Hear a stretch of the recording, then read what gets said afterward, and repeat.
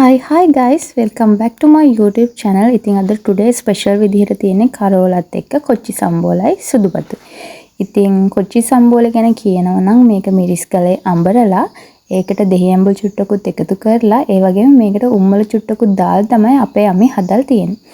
ඉතින් කුඹුරෙන් ගත්ත අලුත් හාල් එක්ක කැකුළු බත් මම කියන්නේ කැකුළු බතුත් එක්ක කොච්චි සම්බෝලයි කරෝලයි කියන්නේ මට නම් ඉතින් සුපර්. ඉතින් හරිම කලාතුරකින් තමයි ගෙදරක මේ වගේ දෙයක් හැදෙන්නේ විශේෂයෙන් උදේට සමහර අය ඉන්නවා මේක කන්න කැමති නැති සමහර අය ඉන්නවා මේක කන්න කැමති හැබැයි මම නම් මේ මෙනු එකට හරිම ආසයි මොකද ඒකේ හරිම අමුතු වෙනස් රසයක් තියෙනවා ගැමි රසයක් තියෙනවා අපේ අත්තම්මලා නම් කියන්නේ ඉස්සර ගෙවල් වල මේක නිතරම හදනවා කියලා දැන් නම් මේ වගේ කෑම වේලක් කන්න හම්බෙන්නේ හරිම කලාතුරකින් මොකද අපි ගෙදර ඉඳින්නේ නැහැ. ගෙදර හිටියත් මේ වගේ කෑම වේලක් හැදෙන්නේ නැති නිසා.